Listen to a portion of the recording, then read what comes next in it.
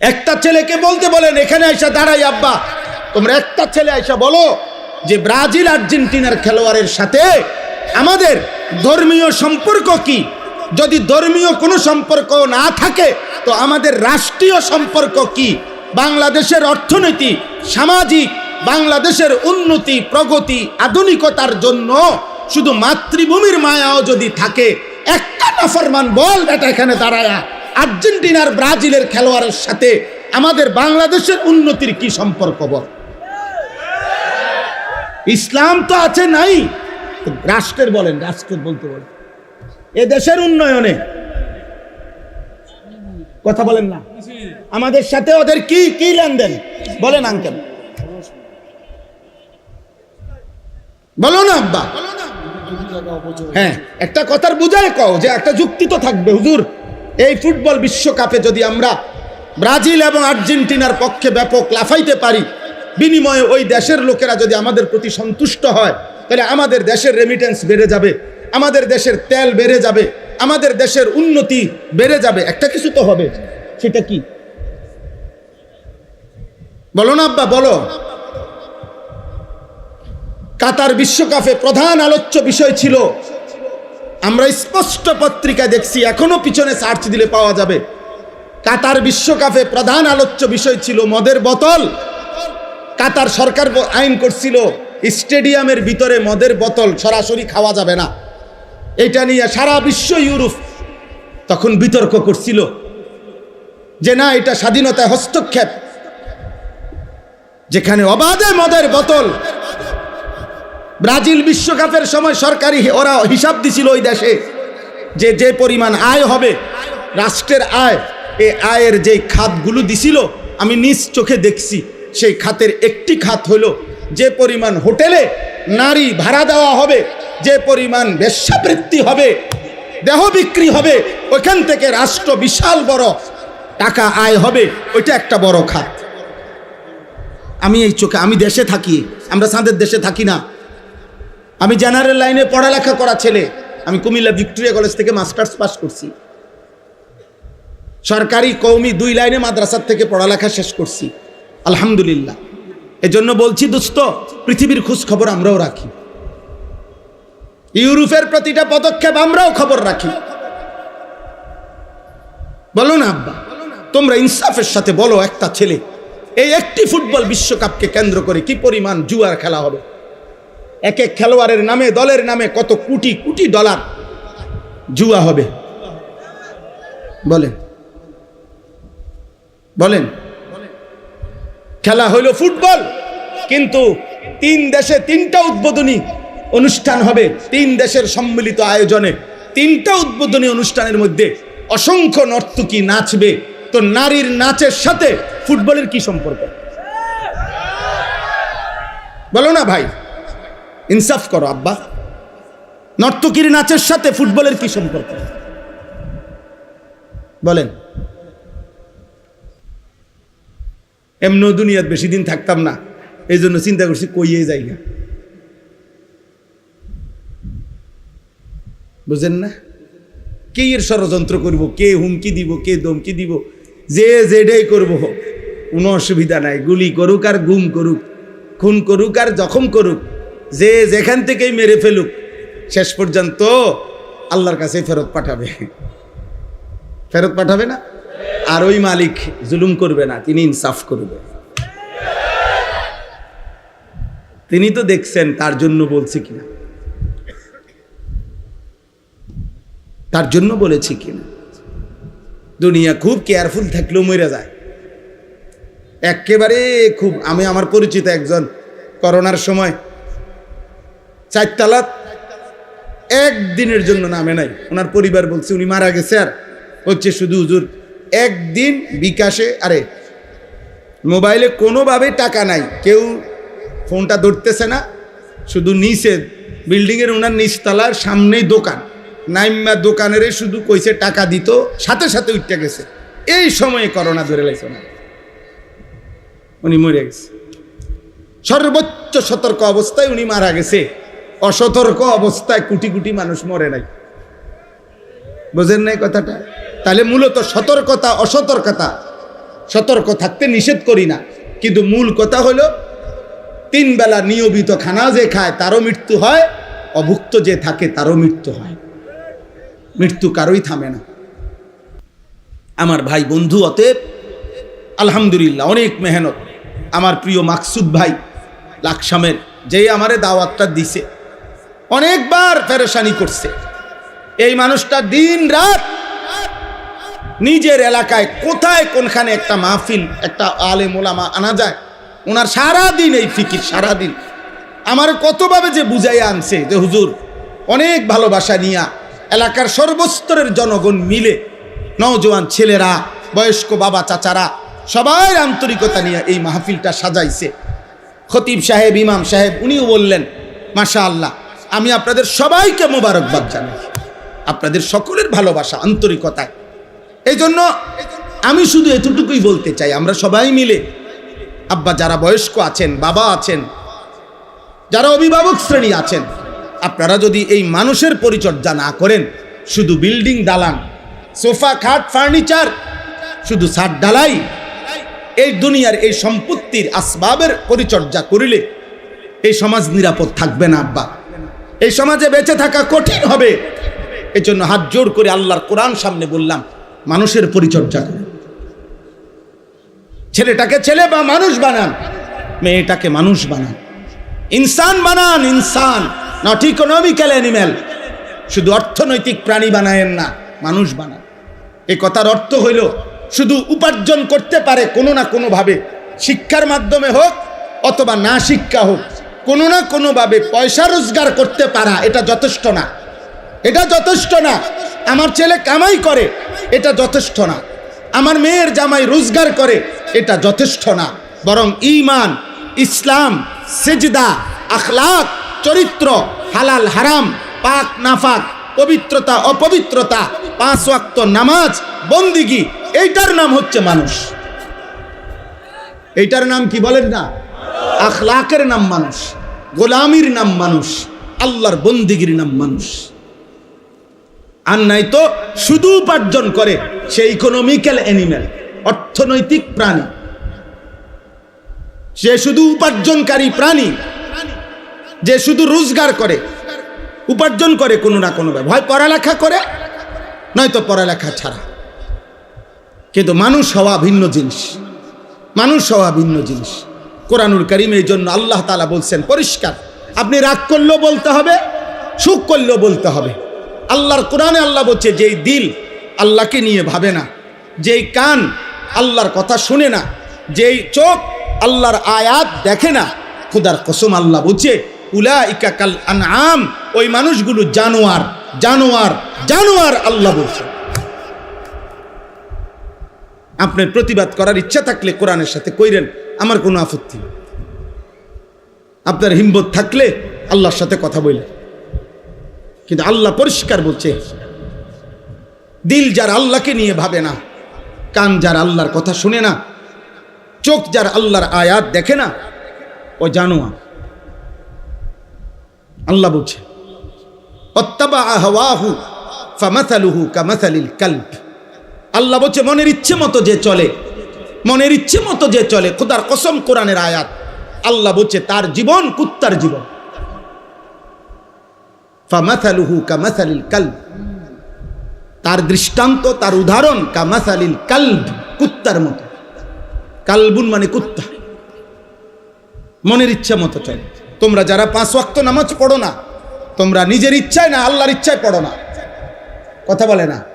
তো আল্লাহ তাআলা বলে নিজের ইচ্ছায় যে চলে তার উদাহরণ কুত্তার মতো। 365 দিনে একদিনও ফজরের নামাজ পড়তে পারলা না, কারণটা কি আব্বা? আল্লাহকে এভাবে ভুলে যায় মানুষ, এভাবে ভুলে যায়।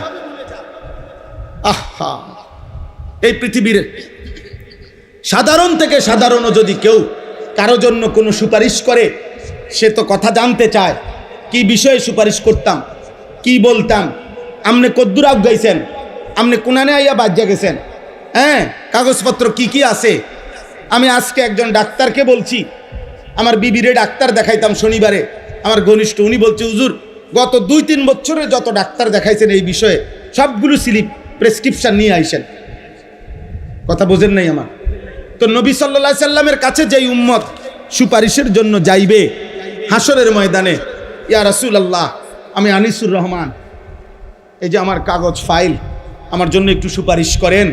তো নবী সাল্লাল্লাহু আলাইহি সাল্লাম তাকায়া দেখবে 365 দিন খোদার এক বছরে একদিনও ফজরের নামাজ পড়ে নাই, 40 বছর টানা সুদ খাইছে, 40 বছর টানা বিড়ি সিগারেট খাইছে, 40 বছর টানা কথায় কথায় গালিগালাজ করছে, প্রতিদিন রঙিন টেলিভিশনে নর্তকীর ছবি দেখছে, এইভাবে লেখা আছে নামের নিচে আমল নামায়।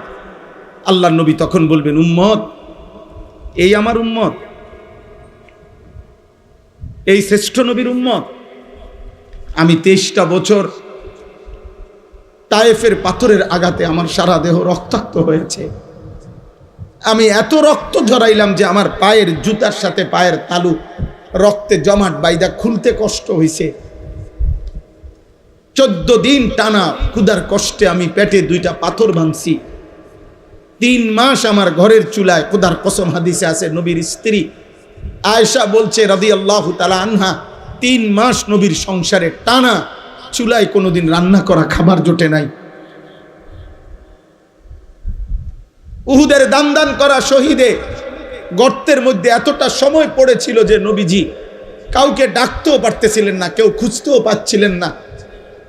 আল্লাহর নবী এভাবে আহত হয়ে রক্ত মাখা দেহ নিয়ে উহুদের প্রান্তরে পড়েছিলেন।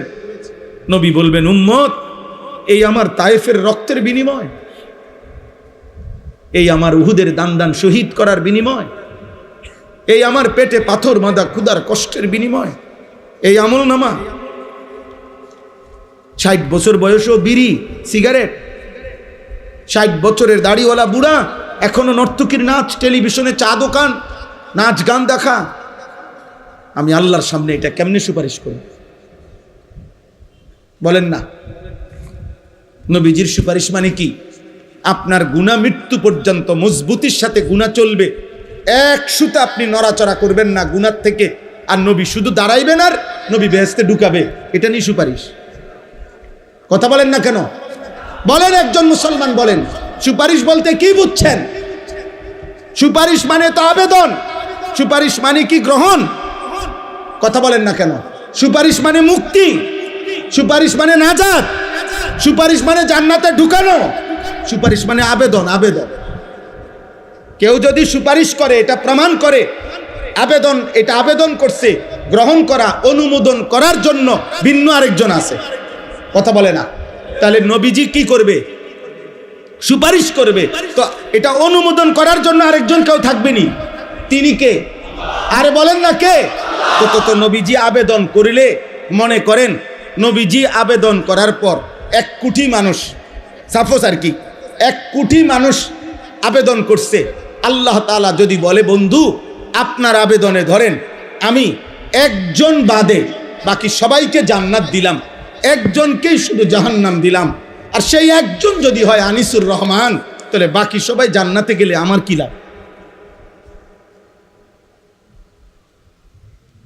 কথা বোঝেন নাই আমার? নবীর সুপারিশে মনে করেন 100 কোটি যাবে। এই ছেলে, এই বেয়াদব, এই বেটা বেয়াদব, মোবাইল ধরলা কেন? গাদ্দারি করো কেন? তুমি চলে যাও বেটা, তোমার মতো ফালতু শ্রোতা না হলে চলবে বেটা।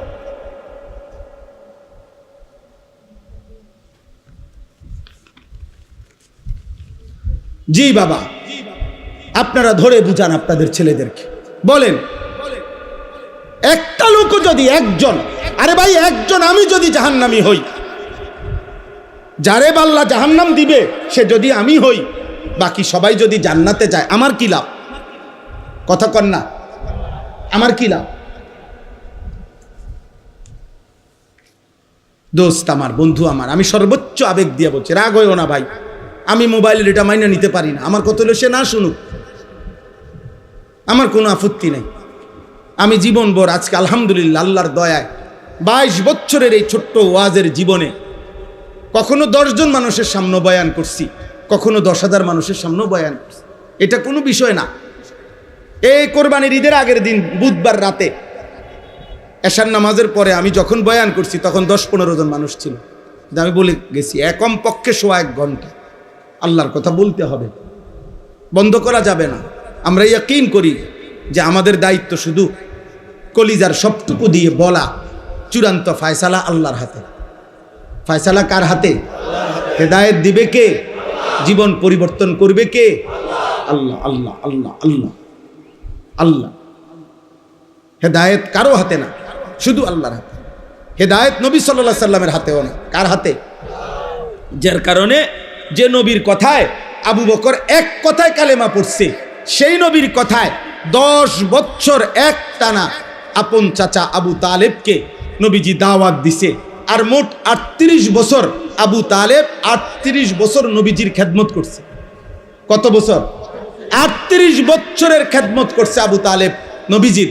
আর নবীজি 10 বছর তাকে কালেমার দাওয়াত দিছে, কিন্তু মৃত্যু হয়েছে ঈমান ছাড়া, কারণ আসমানওয়ালা রব ফয়সালা দেয় নাই। বলে নবীজি কানছে, চোখের পানি ফেলছে, ফেলে নাই? বুখারীর riwayat, কুল লা ইলাহা ইল্লাল্লাহ কালিমাতান আশহাদু লাকা বিহা ইনদাল্লাহ। আল্লাহর নবী বলছে, চাচা একবারের জন্য কালেমাটা পড়ে, একবার শুধু বলেন চাচা, আপনি শুধু বলে রাখলে হাসরের ময়দানে আমি আপনার জন্য আল্লাহর নিকট সাক্ষ্য দেব। হাদিসের মধ্যে আছে আবু তালেব নবীজি ফালাম ইয়াজাল বারবার বলতেছিলেন, আর আবু জাহেল আর উমাইয়া ইবনে খালফ এই 2 জন কাফের বারবার নিষেধ করছিল। 2 পাশে 2 জন, এ পাশে নবীজি, এ পাশে 2 জন কাফের, আবু জাহেল এবং উমাইয়া। এই 2 জন বলতেছে, আবু তালেব বাপদাদা পূর্বপুরুষের ধর্মের মূর্তি পূজার বিরোধিতা করিস না, বেজ্জতি করিস না। আর আল্লাহ নবী বলছে, চাচা একটাবার পড়ে। কোন কিতাবের মধ্যে আছে শেষ পর্যন্ত নবীজি বলছে, চাচা আমার কানে কানে বলে, আমি শুধু শুনে রাখবো, কিয়ামতের দিন সাক্ষ্য দেব। আবু তালেব পড়ে না, খোদার কসম পড়ে না। কিতাবে আছে শেষ পর্যন্ত নবীজি বলছে, চাচা আমি পড়ি, আপনি শুধু ঠোঁটটা লাড়েন, আমি তবুও বলবো আল্লাহর কাছে যে আল্লাহ আমার চাচা ঠোঁট লাড়ছে, মনো কালেমাই পড়ছে। আবু তালেব ঠোঁটও লাড়ে নাই, শেষ পর্যন্ত আছে। এবার নবীজি বলছে, এরকম হাত জড়ায় ধরে বলছে, চাচা আপনি আগুনের মধ্যে কেমনে সইবেন? আপনি আগুনে পুড়বেন, আপনি আমার 38 বছর খেদমত করছেন, আপনি জাহান্নামের আগুনে পুড়বেন, চাচা আমি এটা সহ্য করবে, আপনি তো আগুনে পুড়বেন। এই তখন আবু তালেব একটা কথা বলছে, এই করিম, আবু তালেব বলছে, ভাতিজা মুহাম্মদ, আন্নারু খায়রুম মিনাল আর। আপনারা সবাই মনে রাখবেন, আবু তালেব বলছে, মুহাম্মদ দুনিয়ার মানুষের কাছে লজ্জিত হওয়ার চাইতে আগুনে পোড়া ভালো। শুনছেন এমন কথা? আন্নারু খায়রুম মিনাল আর, কিতাবের আবার বলছে, মুহাম্মদ প্রয়োজনে জাহান্নামের আগুনে পুড়ব, কিন্তু সমাজের মানুষের কাছে বেজ্জতি হতে পারতাম না। অসংখ্য বাবা মার হিসাব তো এটা। 3 দিন ধরে বিয়া বাড়িতে ডেকসেট বাজতে আছে, এবারটার কথা হইল প্রয়োজনে হাসরের ময়দানে জাহান্নামের আগুনে পুড়মু, কিন্তু জিফুত নায়নাতুরের কাছে বেজ্জতি হতে পারতাম না। ফুলাইনে শখ করছে,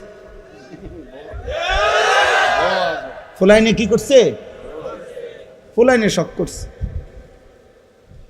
হ্যাঁ, বেটা বেডি এক প্যান্ডেলে খাওয়াইতে আছে, ও গুণা হইব তো, ও অক গুণা, কিতা করণ যাইবার, হয়তো কিছু পিঠা খাওয়ান লাগবো কবরে, কিন্তু বেজ্জুতি থেকে তো বাঁচতে। গ্রামে বেজ্জুতি হয়েছে না, হেপড়া মানুষ হেপড়ার একটা আলগি দিয়া টাঙ্গাইয়ে থুইছে ইজ্জত দিয়া, বুঝেন নাই কথা? হ্যাঁ, মানুষের কাছে যাতে বেজ্জুতি না হয়, এই জন্য গুণাটাকে কি করে নিছে? মেনে নিছে। কথা বোঝেন না?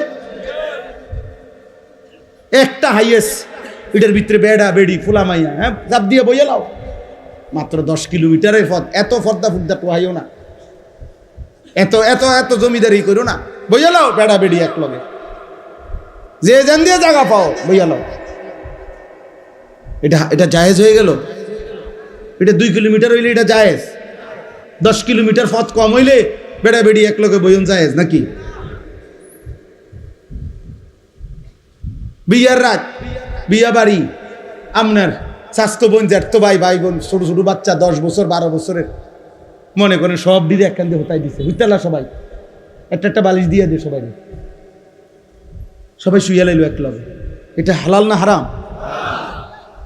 তো এই এত দিকে গুনাহ করে এরপরে শেষ সমস্ত নাফরমানি কমপ্লিট করিয়া এরপরে ইমাম সাহেবের কাছে দায়িত্ব, হুজুর খাস করে কদ্দুর দোয়া করে দেন, আল্লাহ যেন কদ্দুর সুখে রাখে,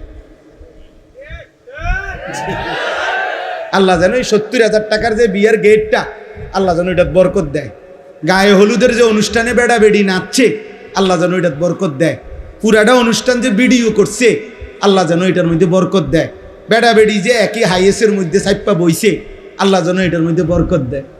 হ্যাঁ দিব, যা দিবার দিব, আপনি টের পাইবেন, রোদ উঠলেই বুঝবেন। বুঝেন নাই? আস্তাগফিরুল্লাহ, আস্তাগফিরুল্লাহ, বলেন নাউজুবিল্লাহ, বলেন নাউজুবিল্লাহ। মুসলমান মনে রাখবেন আমার শেষ কথা, চোখ বন্ধ করলে ঝড় থামে না, মাথা নোয়ায়া ফেললে ঝড় থামে না। ওট পাখির স্বভাব, তুফান দেখলে বালুর মধ্যে মাথা ঢুকায়। চামচিকার স্বভাব, বাদুরের স্বভাব, আলো ফুটলে মাথা নিচের দিকে দিয়া চোখ বন্ধ করে রাখে। তার মানে সে বুঝাইতে চায় আলো আসে নাই, না আলো আসছে, তুমি মাথা নোয়া এলাইছো। আর এই জন্য আপনি যদি বলেন আমি বুঝি নাই, চোখ বন্ধ করে যদি আপনি কোন তুফান নাই, না তুফান ঠিকই আসতেছে, আপনি চোখ বন্ধ করে রাখছেন, তা আপনি বুড়া মানুষ, গ্রামের মানুষ, বুঝি নাই, বা ও এখনকার যুগ এরকম, আগের মতো সাফাসাফি করলে হইতো না, এই সব কিছু বললেই কবরের আযাব মাফ হয়ে যাবে, জাহান্নামের আযাব মাফ হয়ে যাবে। খোদার কসম এটা হবে না। ইমাম সাহেব আর মুক্তা দিয়ে, মুসল্লি আর হুজুরে, পাবলিকে আর জনগণে আমরা একত্র হইয়া গেলে কবরের আযাব মাফ হবে না। আমনে উনি আমারে কইলো, আমি ইমাম সাহেবরে কইলেন, আমনে হুজুর বুঝেন তো অন কি আর এই যুগ আসিনি? হুজুরে কইলো আচ্ছা বুঝি তো, বুঝি তো, হ্যাঁ ঠিক আছে, আল্লাহ ভরসা চালাইয়া নেন। হ্যাঁ, ইমামে আর মুসল্লি মিল্লা গেলে আখেরাত ক্লিয়ার, পিসাবে আর মুরিদে মিল্লা গেলে আখেরাত ক্লিয়ার। হ্যাঁ কি মিল্লা জিল্লা, মিল্লা জিল্লা কুমিল্লা, মিল্লা জিল্লা আখেরাত না। ওয়ামতাজুল ইয়াউমা আইয়ুহাল মুজরিমুন, আল্লাহ তাআলা হাসরের ময়দানে বলবে, ফেরেশতা প্রত্যেকটা নাফরমান বেঈমানরে আলাদা কর, বাইর কর গার ধাক্কা দিয়া, ওয়াকিফুহুম ইন্নাহুম মাসউলুন। আল্লাহ বলবে ফেরেশতা প্রত্যেক পাপীকে 3 জন একসাথ করবি। প্রিয় ভাই, কোরআনের আয়াত, প্রত্যেক পাপীর বেলায় আল্লাহ বলবেন 3 জনকে একসাথ করবা। 1 পাপীকে, 2 এই পাপ কাজে তার সঙ্গী যে ছিল তাকে, 3 এই পাপ করতে গিয়ে সে যার উপরে ভরসা করছে, তারে শেল্টার দিছে সে, যে সেই গডফাদার যে তাকে অন্যায় করতে, চুরি করতে, জিনা করতে, মদ খাইতে, জুয়া খেলতে, নারী দেখতে, জুলুম করতে, সন্ত্রাসী করতে, চাঁদাবাজি করতে, হারাম করতে যে তাকে শেল্টার দিছে, আল্লাহ বলবে 3 জনকে একসাথ করো। খুদার কসম আল্লাহ বলেন, আর জাহান্নামের রাস্তায় দাঁড় করাও, আমি একটা একটা করে জিজ্ঞেস করব আর জাহান্নামে পৌঁছায় দেব। কোরআন শরীফের আয়াত, উহশুরুল্লাযীনা যালামু ওয়া আজওয়াজাহুম ওয়া মা কানু ইয়াবুদুনা মিন দুনিল্লাহ ফাহদুহুম ইলা সিরাতিল জাহিম ওয়াকিফুহুম ইন্নাহুম মাসউলুন মা লাকুম লা তানাসারুন বাল হুমুল ইয়াওমা মুস্তাসলিমুন। আল্লাহ তখন ওই 3 জনকে, পাপীর সঙ্গী, পাপ কাজ সে যার উপরে ভরসা করে করছে, এই 3 জনকে একসাথ করে আল্লাহ বলবেন, কি হলো, একজন আরেকজনকে সাহায্য করছো না কেন? একজন আরেকজনকে এখন কিছু বলছো না কেন? সহযোগিতা করছো না কেন? আল্লাহ আমাকে মাফ করে দেন, আল্লাহ আমাদের সবাইকে মাফ করে দেন। প্রিয় ভাই, জোয়ান মুসলমানের নওজোয়ান আব্বা, আগামীর পৃথিবী তোমাদের। তোমরা যাদের বয়স 14 বছর, 16 বছর, 18 বছর, 20 বছর, আমার আব্বা, তোমরা এত কম বয়সে এমন সুন্দর হায়াত নষ্ট করো না। এত নারী দেখো না আব্বা, এত নারী দেখো না। এত অশ্লীল ছবি মোবাইলে দেখো না। মদের আড্ডা, জুয়ার আড্ডায় যাইও না। জিনার ব্যভিচার, নারীর আড্ডায়, হারাম কোনো মেয়ের সাথে প্রেম ভালোবাসা, হারাম কোনো সম্পর্ক, পার্ক রেস্তোরাঁ বিনোদন, রাতভর গল্প, মোবাইলে আলাপ, বাস্তবতার হারাম প্রেম, সবটাই জিনা। খোদার কসম, হাতেরও জিনা, পায়েরও জিনা, চোখেরও জিনা, লজ্জাস্থানেরও জিনা, সবটাই নবীজি বলছে জিনা। লজ্জাস্থান দিয়ে যে অপকর্ম করে সেটাও জিনা, হাত দিয়ে যে হারাম নারী ছুঁয়ে দেয় এটাও জিনা, চোখ দিয়ে যে হারাম নারী দেখে, মানে যাকে দেখার অনুমতি নাই, এটা চোখের জিনা, কানের জিনা, হাতের জিনা, পায়ের জিনা। নবীজি বলছে, বিশুদ্ধ হাদিস, বুখারী মুসলিমের হাদিস। সাথে সাথে মদ, নেশা। আল্লাহ নবী সাল্লাল্লাহু আলাইহি ওয়াসাল্লামের একটা হাদিস শুনেন, ছেলের আব্বা একজন হলো যদি ভাবো তাহলে শোনো। খোদার কসম, নবীজি বলছেন, আমার কাছে নির্ভরযোগ্য আরবি তাফসীর আছে, আত-তাফসীরুল মুনীর, এই তাফসীরের মধ্যে আছে এই হাদিস।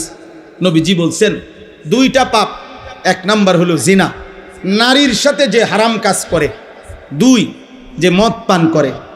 মান জানা ওয়াল শারিবাল খামরা, নেশা, নেশা, মদ, নেশা, মদখোর, নেশাখোর, যে ফুট্টাখোর, বাবাখোর, গাঁজাখোর, ইয়াবাখোর, হারামখোর, হারামখোর, হারামখোর, নেশাখোর, হারামখোর, ফুট্টাখোর, হারামখোর, বাবাখোর, হারামখোর, হারামখোর।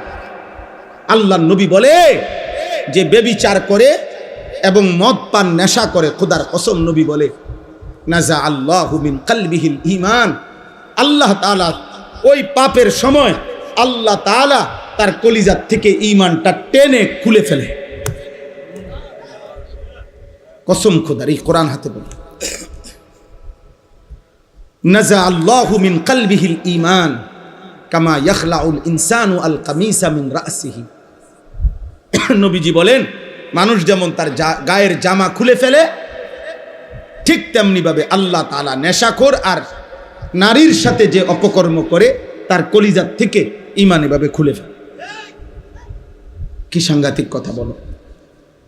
এই ব্যভিচারীকে আল্লাহ যেন বলে, এদিকে ওয়েট, কই যাচ্ছ? বেডি দেখবা? উলঙ্গ ছবি, নর্তকী, জিনা, ব্যভিচার, হারাম নারীর আড্ডায়, ওয়েট, 1 মিনিট। আল্লাহ যেন ডাক দিয়ে বলে, দাঁড়াও দাঁড়াও, আমার ঈমান আমারে দিয়া যাও, যা এবার বেঈমান যা। যে মদ পান করে, নেশাখোর, আল্লাহ তাআলা বলে, দাঁড়া 1 মিনিট, নেশাখোর, দাঁড়াও দাঁড়াও, আমার ঈমান আমারে দিয়া দাও, যাও এবার বেঈমান যাও, যাও। নবীজির একজন বিখ্যাত সাহাবী ছিল আবু দারদা। সাহাবাদের মধ্যে সবচেয়ে বেশি ইবাদত করতেন যিনি, আবু দারদা, সাইয়্যিদুজ যুহাদ, দুনিয়া বিমুখ আখিরাতমুখী সাহাবাদের মধ্যে যিনি সর্দার ছিলেন, ওনার নাম ছিল আবু দারদা রাদিয়াল্লাহু তাআলা। নবীজি ওনাকে 3টা ওসিয়ত করছিলেন। উনি নিজে বলছে, আমার বন্ধু, আমার নবী আমাকে 3টা ওসিয়ত করছে। 1 নাম্বার, লা তুশরিক বিল্লাহ ওয়া ইন কুত্তিতা আও হুররিকতা। বলছে, আবু দারদা, যদি তোমাকে গলা কাইটা হত্যাও করে, যদি তোমাকে আগুনে পুড়িয়েও ফেলে, আল্লাহর সাথে শিরিক করো না। কি করো না? শিরিক করো। মাইরা ফেলুক আর পুরাইয়া ফেলুক, আল্লাহর সাথে শিরিক করো। আল্লাহর সাথে ভিন্ন কাউকে ডাইকো না, 1 জাররা পরিমাণও আল্লাহর সাথে কাউকে মিলাইও না, আল্লাহর সাথে কাউকে মিলাইও না, ধর্মের নামেও না, অধর্মের নামেও না। কোনো চাওয়া পাওয়া পূরণ হওয়ার জন্য পৃথিবীর কারো কাছে আল্লাহর সমকক্ষ মনে করে চেও না।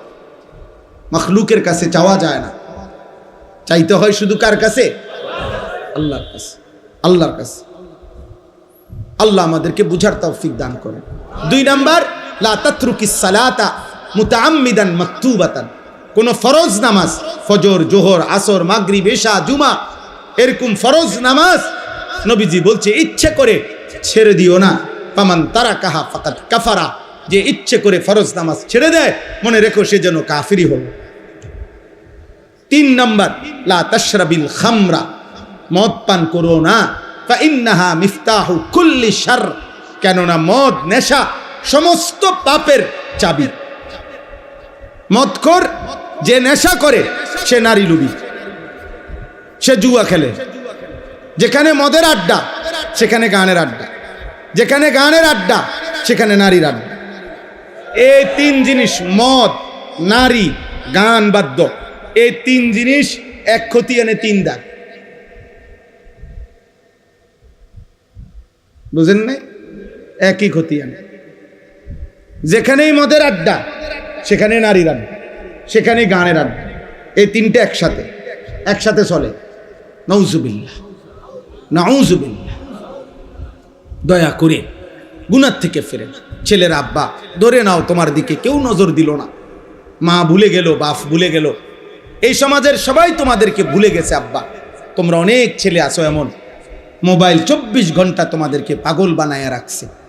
নারী দেখতে দেখতে, ছবি দেখতে দেখতে, অশ্লীল দৃশ্য দেখতে দেখতে আজ তুমি মাথার চুল থেকে পায়ের নখ দিয়া এই পুরা বডিতে কোথাও তুমি বুঝাইতেও পারতা না যে তুমি মুসলমান কেমন, মুসলমান কেমন। বলো না ভাই? যদি কেউ এভাবে তোমরা মনে করো কেউ তোমারে বাধা দেয় না, কিন্তু এরপরও তুমি আল্লাহর কাছ থেকে ছাড় পাইবা না। তুমি নিজেরে নষ্ট করো না। আমার এই শেষ কথা, অনুরোধ করলাম, এটা আমার কলিজার একটা ব্যথা। আমি ব্যক্তিগতভাবে মুসলমান কিশোর, যুবক, নওজোয়ান, তারা আল্লাহর দিকে ফিরুক, সবাই সবার জায়গায় পড়ুক, আমার মানা নাই। স্কুলে পড়ো, কলেজে পড়ো, ইউনিভার্সিটিতে পড়ো, কোনো অসুবিধা নেই, কিন্তু আল্লাহকে ভুলো না, নামাজকে ভুলো না, হালাল হারামকে ভুললো না। আমরা মুসলমান, আমরা মুসলমান। এটা আমাদের প্রথম পরিচয়, এটা আমাদের শ্রেষ্ঠ পরিচয়, এটা আমাদের প্রকৃত পরিচয়, এটা আমাদের শেষ পরিচয়। এটা আমাদের কি শেষ পরিচয়, এটা আমাদের কবরের পরিচয়, এটা আমাদের আখিরাতের পরিচয়। আমরা মুসলমান, আমরা ঈমানদার। আমাদের আল্লাহ আছেন, আমাদের নবী সাল্লাল্লাহু আলাইহি সাল্লাম আছেন, আমাদের কোরআন আছে, আমাদের ইসলাম আছে। এই চারটেই শ্রেষ্ঠ। আমাদের আল্লাহ সর্বশ্রেষ্ঠ, আমাদের নবী সর্বশ্রেষ্ঠ, আমাদের কিতাব সর্বশ্রেষ্ঠ, আমাদের ধর্ম সর্বশ্রেষ্ঠ। আমি অন্যের কাছে যাব কেন? বলো না ভাই? আমি কিসের অভাবে অন্যের কাছে যাব? আমার কাছে কোনটা নাই? এই চারটার কোনো একটাই আমাদের চাইতে বেশি কারো কাছে আছে? হিন্দুদের কাছে, বৌদ্ধদের কাছে, ইয়াহুদিদের কাছে, খ্রিস্টানদের কাছে, নাস্তিক মুরতাদদের কাছে। তাইলে আমরা অন্যের কাছে যাব কেন? কেন যাব ভাই? অতএব আমি অনুরোধ করছি, দয়া করে আমরা প্রত্যেকে আল্লাহর দিকে ফেরেন। আমার এই সমস্ত যুবক ভাই, অনেক শ্রদ্ধেয় বাবারা আছেন, আপনাদের সামনে ছেলেরা তোমাদেরকে বললাম, ফজরের নামাজ পড়ো। আমার একটা জীবনের মেহনত, আমি ফজর ক্যাম্পেইনের কাজ করি সারা বাংলাদেশে। আমার অসংখ্য ছেলে আছে আমাদের, যারা আমার ঘরে কলিজা দিয়া মহব্বত করে, এখানেও আছে আমার ছেলে আলহামদুলিল্লাহ, যারা ফজর ক্যাম্পেইনের একটা কাজ করি আমরা। মানে হলো ফজর নামাজের মুসল্লি বৃদ্ধির চেষ্টা। ক্যাম্পেইন মানে প্রচারণা, ফজরের মুসল্লি বৃদ্ধির প্রচারণা। আমাদের একটা স্বপ্ন, সারা বাংলাদেশের মসজিদে জুমার নামাজ আর ফজরের নামাজের মুসল্লি বরাবর হবে। আর এটা কিতাবের মধ্যে আছে, ভবিষ্যৎবাণী, আসমানি কিতাবের ভবিষ্যৎবাণী, যে মুসলমানদের যখন জুমার নামাজ আর ফজরের নামাজ মুসল্লি বরাবর হবে, কসম আল্লাহর, কিতাবের কথা এটা, সেদিন মুসলমানদের হাতে গোটা পৃথিবীর বিজয় হবে, পৃথিবীর সমস্ত বেঈমানের উপরে ঈমানের পতাকা উঠবে। এ কোন দিন? জুম্মা আর ফজর বরাবর হবে।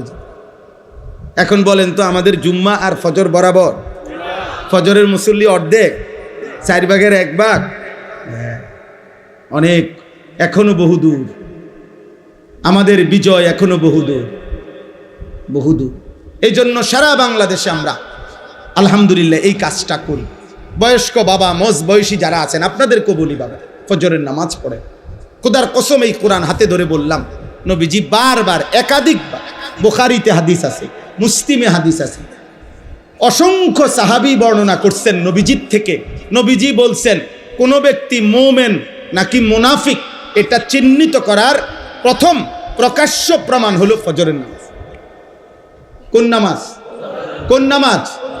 খোদার কসম, ফজরের নামাজে প্রমাণ হয় সে কি মুমিন নাকি মুনাফিক। হাদিসে আছে, হযরত উবাই ইবনে কাব রাদিয়াল্লাহু তাআলা আনহু বলেন, নবীজি যাকে সন্দেহ করতেন ঈমানের ব্যাপারে, তাকে ফজরের নামাজ সালাম ফিরিয়ে খুঁজতেন,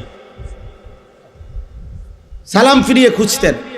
একদিন দুই দিন না দেখলে নবীজি বলতেন, মনে রেখো মুনাফিকের জন্য এশা এবং ফজরের নামাজ জামাতে পড়া কঠিন। কসমান হযরত আব্দুল্লাহ ইবনে ওমর বলেন, নবীজির বিখ্যাত সাহাবী, তিনি বলেন নবীজির জামানায় কেউ যদি ফজরের নামাজে মসজিদে না আসতো, আমরা তাকে দুইটা জিনিস ভাবতাম, হয় সে অসুস্থ রোগাক্রান্ত, আর নয়তো মুনাফিক। আচ্ছা আনা বিহিজ্জান, হয় আমরা এটাই বুঝতাম, হয়তো সে অসুস্থ আর নয়তো মুনাফিক। নবীজি, বুখারীর হাদিস আছে, নবীজি সাল্লাল্লাহু আলাইহি সাল্লাম ফজরের নামাজের গুরুত্ব বলে আল্লাহর নবী বলছেন, আমার মন চায় জামাতের ওয়াক্ত হইলে একজনকে বলি ইমামতি করো, আর আমি নিজে কিছু লোক নিয়া লাকড়িতে আগুন ধরাইয়া আমার মন চায় ইলা কওমিন লা ইয়াশহাদুনাস সালাহ, যারা ফজরের জামাতে আসে নাই, আমি তাদের ঘরগুলোতে যাই, ফা উহাররিকা আলাইহিম বুয়ুতাহুম বিন্নার, অতঃপর তাদের ঘরগুলো তাদেরকে শুদ্ধা আগুনে পোড়ায় দেয়। কি মনে করছেন আব্বা বিষয়টা? খামখেয়ালি মনে করছেন? ফুলাইন মানুষ, হেবড়া কয় ফুলাইন মানুষ, বাপে কয় ফুলাইন মানুষ, মায়ে কয় ফুলাইন মানুষ, আস্তে আস্তে ঠিক হয়ে যাব। হেবড়ারে কইছে জিব্রাইলে, হেবড়ারে কইছে 18 বছরের এখনো বলে ছোট ফুলাইন, এটা আস্তে আস্তে ঠিক হইব। ধরেন 85 বছর বয়স যখন হইব, আল্লাহর রহমতে তখন তারের মতো সোজা হয়ে যাবে। কারণ তখন তার শরীরে আড্ডি গুড্ডি গিরাগাড়ি জোরাজারি সব ছেড়ে দিছে, তখন সোজা না ইয়ার উপায় আসেনি। হ্যাঁ, এটা নিয়ে সোজা হওয়া। তাইলে আস্তে আস্তে ফেলে রাখলে, অযত্নে অবহেলায়, মনে রাখবেন কোনো জিনিস অযত্নে অবহেলায় ঠিক হয় না, নষ্ট হয়। লোহাও যদি মাটির উপরে ফেলে রাখে, মাটি লোহা হয় না, লোহা মাটি হয়ে যায়। এজন্য উপযুক্ত সন্তানও যদি অযত্নে অবহেলায়, পরিচর্যাহীন, ঈমান আমল আখলাকের নজরদারি শক্তভাবে যদি না ধরে রাখেন, তাইলে আস্তে আস্তে অসৎ বন্ধু, অসৎ চরিত্রহীন আর মোবাইলের আসক্তিতে একদিন নষ্ট হয়ে পচা গলা দুর্গন্ধ ছুটবে, দুর্গন্ধ ছুটবে। আমার ভাই, অতএব ফজরের নামাজ আলহামদুলিল্লাহ, আপনারা যারা এই কি যেন নাম আপনাদের, এটা বাকড্ডা সামাজিক উন্নয়ন ফাউন্ডেশন, আপনাদের অনেকের গায়ে সুন্দর গেঞ্জি দেখছি। আপনারা এই গেঞ্জি পড়ুয়া সবাই আপনাদের ফাউন্ডেশনের যারা মুরব্বী আছে, আপনাদেরকে নিয়ে নওজোয়ান ভাই তোমরা ফজরের কাজ করো। আমি একটা তোমাদেরকে বললাম যে কাজটা কি, একদম সহজ কাজ, সহজ বুদ্ধি। একজন ছেলে, যুবক, কিশোর সিদ্ধান্ত নিবে, আমি ফজরের নামাজ জামাতে পড়ব, আমার একজন বন্ধুকে ফজরের জন্য জাগাবো, এর দূরে আমাকে কাম, আমি ডাকবো তাকে, সে ডাকবে আমাকে। দুই দোস্ত পরস্পর সমঝোতা করে নিবে, বন্ধু তুমি আগে উঠলে আমারে উঠাইও, আমি আগে উঠলে তোমারে উঠাইব।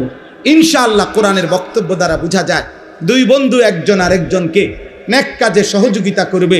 খোদার কসম, আল্লাহ কিয়ামতের দিন বলবে, ও বন্ধুরা যারা একে অপরকে নেক কাজে সহযোগিতা করেছিলে, একসাথে বন্ধুরা হাত ধরাধরি করে জান্নাতে ঢুকো। কোরআন শরীফের আয়াত, উদখুলুল জান্নাতা আনতুম ওয়া আজওয়াজুকুম তুহবারুন। নেক কাজের বন্ধুরা একে অপরকে হাত ধরাধরি করে জান্নাতে ঢুকো। এই জন্য এটা আমি অনুরোধ রই। আলহামদুলিল্লাহ, তোমরা এলাকা কোথায়? কোথায়? নানঝাটি। ওই এখানে ওরা, দাঁড়াও দাঁড়াও, তোমরা দাঁড়াও। এই দেখেন, এই এরাও আমাদের এই ফজর ক্যাম্পেইনের কাজ করে। ওই যে এদের গেঞ্জির মধ্যে লেখা আছে ফজর ক্যাম্পেইন, এরকম অনেক আছে বউ আব্বা, সারা বাংলাদেশে আছে আলহামদুলিল্লাহ, সারা বাংলাদেশে। সিলেটে আমরা কিছুদিন আগে প্রোগ্রাম করছি, ফজরের বাদ বয়ান করছি মসজিদে, সিলেটের বড় মসজিদে, বিভাগীয় শহরে। হ্যাঁ, সিলেট আম্বরখানা, নাকি আম্বরখানা পয়েন্ট মসজিদ। ফজরের ওয়াক্তে এলাকাবাসী, ওই যে ওই সিলেটের আজকে আসছে, হে বলতেছে কয় তার আত্মীয় রাত্রে 3:30 বাজেই আপনার মোটর সাইকেল দিয়ে দূর জায়গার থেকে ফজরের জামাত ধরছে। পুরা 3 তালা মসজিদ, সব তালা কানায় কানায় পূর্ণ হয়েছে ফজরের জামাতে। আমার এটা কোনো দল না, সংগঠন না। আমি বিগত নির্বাচনেও প্রার্থী না, সামনে নির্বাচনেও প্রার্থী না, আমার এটা নাই। আমি এটি বুঝি কম, বুঝেন নাই? আমি বুঝি আল্লাহর কথা বলা। হ্যাঁ, যার যার সাধ্য মতো চেষ্টা, হ্যাঁ, যা যে এর চাইতে বেশি কাজ করতেছে আলহামদুলিল্লাহ, প্রত্যেকের সাধ্য মতো কম বেশি দিনই কাজ করা, ঠিক না বলেন? উচিত কি না বলেন? এজন্য প্রথম জিম্মাদারি ফজরের জন্য ইনশাআল্লাহ আপনারা বাবারা, আপনারা আপনাদের সন্তানদেরকে উঠান, আপনি আপনার ছেলেটার সামনে দাঁড়িয়ে উঠান, স্ত্রীকে উঠান। আল্লাহ নবী বলছে যে স্বামী স্ত্রীকে ফজরের নামাজের জন্য জাগিয়ে দেয়, যে স্ত্রী স্বামীকে ফজরের জন্য জাগিয়ে দেয়, খোদার কসম নবী বলছে রাহিম আল্লাহ, আল্লাহ ওই স্বামী স্ত্রীর উপরে রহমত নাজিল করে। নবীজি বলছে যে এই পরিবারের পুরুষ তার পরিবারের সদস্য স্ত্রী ছেলে মেয়েদেরকে ফজরের নামাজের জন্য জাগিয়ে দেয়, অতঃপর সকলে ফজরের নামাজ আদায় করে, খোদার কসম নবী বলছে আল্লাহ তাআলা ওই ফ্যামিলির পুরুষ মহিলাকে বেশি বেশি জিকিরকারী পুরুষ এবং নারীদের অন্তর্ভুক্ত করে দেয়। তাহলে আমরা চেষ্টা করতে পারি কি না বলেন? হিম্মত করেন, বলেন ইনশাআল্লাহ, বলেন ইনশাআল্লাহ। ইনশাআল্লাহ একদিন আমরা স্বপ্ন দেখি জুমা এবং ফজরের মুসল্লি বরাবর হবে। হয়তো আমরা থাকবো না, হয়তো আমরা থাকবো না, হয়তো 30 বছর পরে হবে, হয়তো 50 বছর পরে হবে। একদিন সত্যি সত্যি দাজ্জাল আসবে, একদিন সত্যি সত্যি মাহদী আসবে, একদিন ঈসা নবী আসমান থেকে নেমে আসবে, চূড়ান্ত লড়াই হবে, পৃথিবীময় জিহাদ হবে, মাহাদির নেতৃত্বে যুদ্ধ হবে, আর শেষ পর্যন্ত দাজ্জাল এবং তার অনুসারীরা পরাজিত হয়ে গোটা পৃথিবীময় কালেমার পতাকা উড়বেই উড়বে, উড়বেই উড়বে, উড়বেই। এ তোমার নবীর ভবিষ্যৎবাণী, আর তোমার নবী মিথ্যা বলে না, বাণীও বলে না। তিনি মিথ্যাও বলে না, বাণীও বলে না। আল্লাহ সবাইকে কবুল করেন, আল্লাহ সবাইকে কবুল করেন। আপনাদের এই সামাজিক উন্নয়ন ফাউন্ডেশন, আপনাদের কাছে আমার অনুরোধ, আপনাদের সামাজিক উন্নয়ন 2 ভাগে হবে ইসলামের দৃষ্টিকোণে। এই শেষ কথা মনে রাখেন। 1 নাম্বার হলো সামাজিক উন্নয়নের 2 অংশ থাকতে হবে। 100 টাকায় 60 টাকা আর 40 টাকা কমপক্ষে 2 ভাগ করতে হবে, সমান সমান না। 60 টাকা হবে একদিকে, 40 টাকা হবে একদিকে। 60 টাকা দিয়া কি করবেন? 60 টাকা দিয়া মানুষের আখেরাতমুখী জীবন গঠনের জন্য আয়োজন করবেন। সূরা শিখবে, কেরাত শিখবে, দোয়া শিখবে, দিন শিখবে, কালেমা শিখবে, নামাজ শিখবে, ইসলাহি মাহফিল হবে, মসজিদ ভিত্তিক বয়ান হবে, এবং মহল্লায় মহল্লায় সকালবেলা ফজরের পরের ভোরের মক্তব বাচ্চারা শিখবে। সন্ধ্যা, আসর, মাগরিব, এশা যে কোনো এক ওয়াক্তে বয়স্করা প্রয়োজন পরিমাণ দিন শিখবে, সূরা কেরাত শিখবে। একবার 10 মিনিট হোক, মনে করেন আলহামদুলিল্লাহ, এইটাই ইমাম সাহেব মনে করেন 10 মিনিট মস্ক করায় দিছে মুরব্বীদেরকে। এর দূরে শুনি, আজকে এর দূরে পড়া যান ছুটি, কালকে আবার বাকি না। কথা বোঝেন নাই? অর্থাৎ আপনি ব্যস্ত, কোনো অসুবিধা নাই, কিন্তু আমরা তো দেখি, আমরাই তো দুনিয়াতে চলি। বয়স্ক লোকের ব্যস্ততা কি? এ গুইরে চা দেওয়া, এ বিড়ি বন, বন, চা, বিড়ি, আর এ গপ, আর শুধু গপ। একেবারে গোটা পৃথিবীর দোষ। মেম্বর বালানা, চেয়ারম্যান বালানা, এমপি বালানা, এতের ফুট বালানা, হেতের জি বালানা, এতে আড়ে কেমনে, হেতে নাচে কেমনে, এ বৈশা বৈশা একজনে জো উড়াই দিছে, মাশাআল্লাহ চলছে। এবারে এক একজনের দেখবেন কুদ্দা উইটা লাফায়। আরে রাখ বেটা, আমি বুঝাইতে আছি, রাখ তুই, হন আমার কথা না, হন। ঘাম বাইয়া বাইয়া পড়তে আছে। এ কি বুঝায়, কি বুঝায় কেউ কইতেছে না। কারে বুঝায়, কিত্ত বুঝায়? এখান থেকে বৈশা জাতিসংঘের বুদ্ধি দেয়। আমি তো সবসময় বলি পৃথিবীর সবচেয়ে বেশি বুদ্ধিজীবী বাংলাদেশের চা দোকানে। একটা ডাইরেক্ট যে খনিটা, এটাই চা দোকান। মেন জাতীয় সম্পদ আমাদের দেশের, মেন সম্পদ যে জাতীয় যে সম্পদটা, যে চা দোকানে থাকে। শুধু বদনাম, শুধু গীবত, শুধু বেহুদা কথা।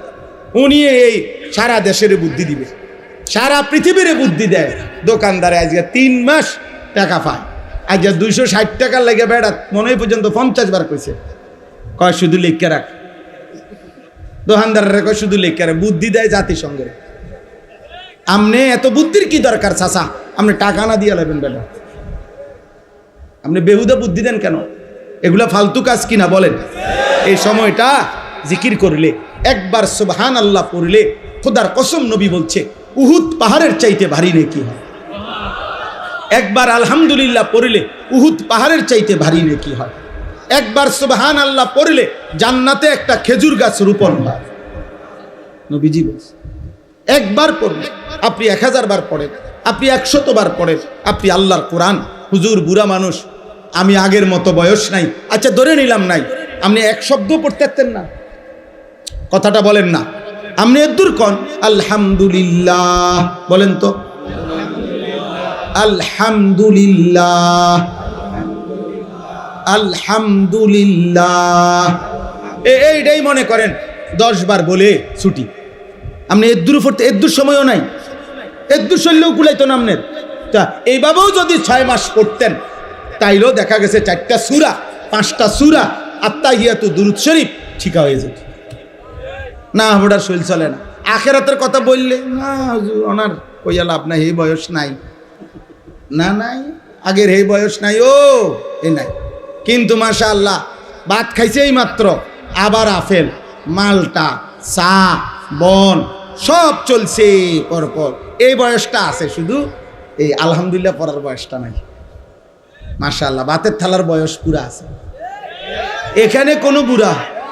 এই জন্য বয়স্ক লোক রাগ হইয়েন না, আপনাদেরকে বললাম আপনারা দিন শিখেন, আপনারা আপনাদের ছেলেদেরকে উৎসাহিত করেন এই সামাজিক উন্নয়ন ফাউন্ডেশনের ভাইদের কাছে। তাহলে আমার প্রথম আবদার হলো 60 টাকা খরচ হবে আখিরাতমুখী জীবন গঠনে। বলেন কিসে? 40 টাকা ব্যয় হবে মানুষের দুনিয়াবি প্রয়োজনে, অর্থাৎ গরিব, অসহায়, নিরন্ন, বঞ্চিত, এতিম, দুস্থ, অসুস্থ, এই জাতীয় সামাজিক কল্যাণে ব্যয় হবে। এটা হলো 40 টাকা, মানে দ্বিতীয় কাজ। প্রথম কাজ মানুষের আখিরাতের জীবনের উন্নয়ন। এই জন্য দুটোটাই করা একটি ইসলামী সামাজিক সংগঠনের দায়িত্ব।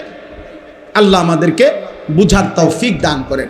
আপনাদের কাছে শেষ কথা হলো, আমি ব্যক্তিগতভাবে আমার মাদ্রাসায় কুমিল্লা ক্যান্টনমেন্ট ময়নামতি সাহেবের বাজার, ওই মাদ্রাসা আজকে 11 বছর আলহামদুলিল্লাহ।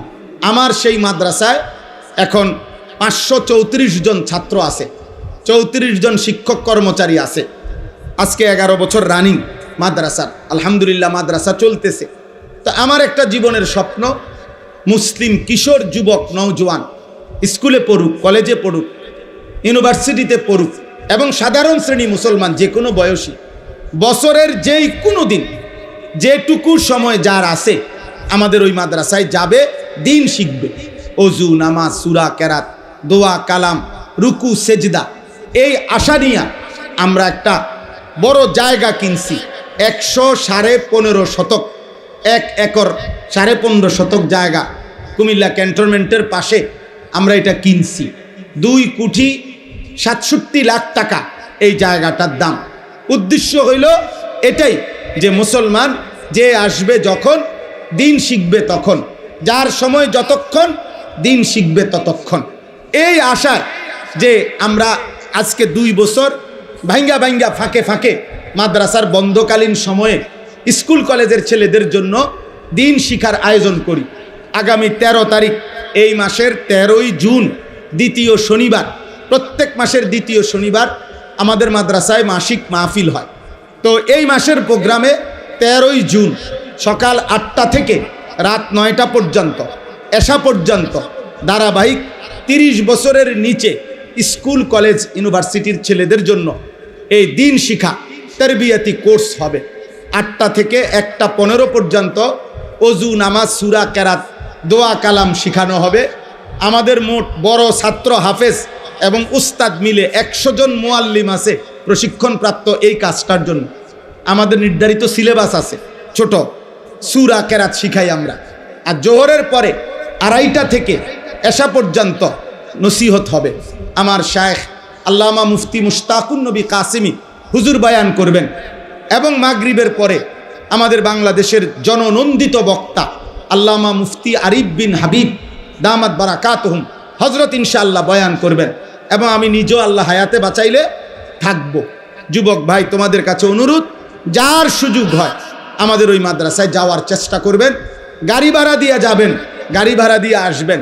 শুধু এতটুকুই, সকালের নাস্তা, দুপুরের খাবার, রাতের খানা আল্লাহ চাহে তো ইনশাআল্লাহ এটা আমাদের জিম্মাদারি, আমরাই খাওয়াবো, কোনো টাকা টুকা কিচ্ছু দিতে হবে না, শুধু দিন শিখবেন। আর একটা আবেদন, আমরা একটা কাগজ, একটা হ্যান্ডবিল সারা বাংলাদেশে দেই। এই হ্যান্ডবিলটা একটা আবেদন, আমার ওই মাদ্রাসার 2,67 লাখ টাকার এই জমিতে এক নামাজের মুসল্লা জায় নামাজ পরিমাণ জমির দাম 4,200 টাকা। তো আমরা এই কাগজটার মধ্যে এই আবেদনটা আছে, বিকাশ নাম্বার আছে, অ্যাকাউন্ট নাম্বার আছে।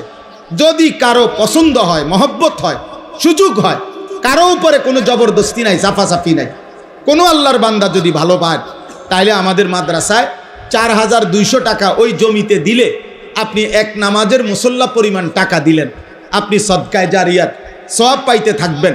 যদি সুযোগ হয় আমাদের এই কাগজটা নিলেন, নিয়ে এটার মধ্যে অ্যাকাউন্ট নাম্বার, বিকাশ নাম্বার আছে এবং কাগজের অপর পিঠে প্রত্যেক মাসের দ্বিতীয় শনিবার আমাদের যেই মাসিক ইসলাহি মাহফিল হয় ওইটার তারিখ দেওয়া আছে। যাদের সুযোগ হয় প্রতি মাসের দ্বিতীয় শনিবার মাসিক মাহফিলে যাবেন।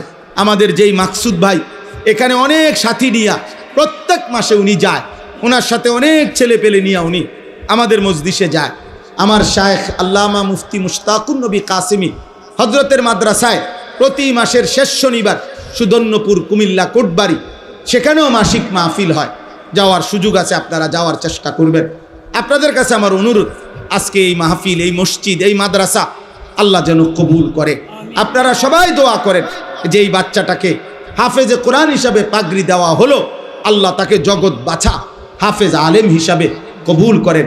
এলাকার অনেক শ্রদ্ধেয় ব্যক্তিবর্গ, মেহমান, আপনারা এই লম্বা গরমে কষ্ট করে এখানে বসেছিলেন, আল্লাহ আপনাদেরকে উত্তম বিনিময় দান করেন। বাবা, চাচা, বয়স্ক, দাদা, আমার কথায় রাগ হইয়েন না।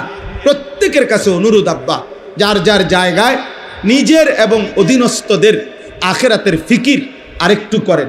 আবারও বলছি, শেষ কথা, মানুষের পরিচর্যা করেন, মানুষের পরিচর্যা করেন, শুধু ঘর, দালান, বিল্ডিং, আসবাবপত্রের নয়, বরং মানুষের। কিসের বলেন না? এক কথায় মানুষের চাষ করেন, মানুষের চাষ। মানুষ বানান, ইনসান বানান, আখেরাত শিখান। আল্লাহ তাআলা তৌফিক দান করেন।